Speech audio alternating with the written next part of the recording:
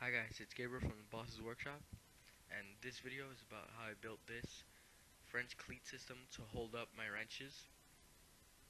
I bought a new set of wrenches and I didn't have a method of storing them, so I decided to put them up on the French cleat. As you can see, I started out by cutting out the French cleat. Then I laid out the wrenches on a scrap piece of MDF, and I started marking where all the holes are.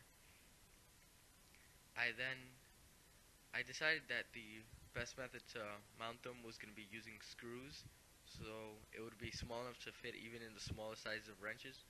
I used number 6 screws, so I marked out where all the holes were in the wrenches. I drilled the holes out, and then I began to screw in the number 6 screws and just get them in the right position so the wrenches would not be too close that they hit each other, but too far apart that they would take up a lot of space. As you can see, it took me quite some time to get that right. Then I started to screw them in, and I realized I had to cut down the screws so that they wouldn't be too long, or too long to stick out too far, or too short that they didn't hold the wrenches well. So I used number 6 screws, so I was able to cut them using electrical pliers, and I screwed each individual one into the holes as I measured them.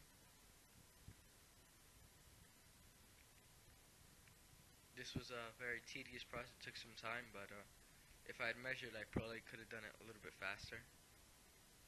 But I did get it right. I got just about every size to the right length. I didn't mess up a single one, so everything went well.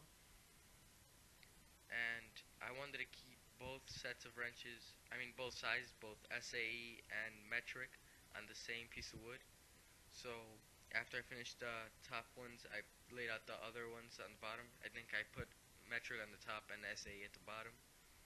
I repeat the same process, drilling each individual hole and trying to get screws to be the proper length to hold the wrenches up on the French cleat.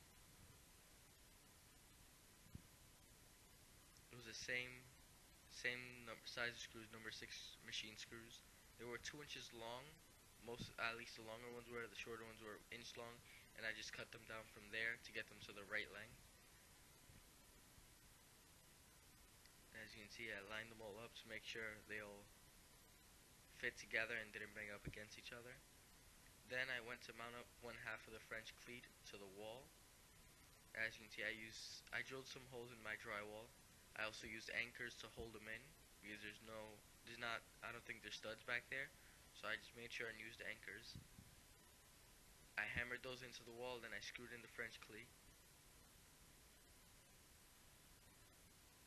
Then I put up the piece of MDF with the screws in it to hold the wrenches, and I placed the wrenches in place. As you can see, it worked pretty well. Now it was onto the smaller wrenches. I was going to go for the same idea, except this time I used some scrap 1/4-inch plywood. All the wood I used was scrap, so that's why it's mixed and matched. I didn't buy anything I just used all scraps that I had lying around. Everything I used was stuff I had lying around the shop. So you could probably build this pretty cheaply using scraps, and as you can see, it works pretty well. And I'm just doing the same thing, lining up the wrenches, marking the holes, drilling them out, putting in screws.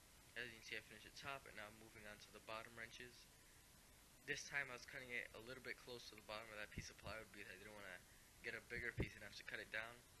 But it ended up working fine. As you can see, I drilled the holes. Then I did the same thing with the screws. For these wrenches, since they were smaller, I didn't have to do so much cutting. I mostly used the 1-inch screws. I just had to cut the smaller size down. But everything went well. And then it was up to mounting the French cleat strip to the back of it.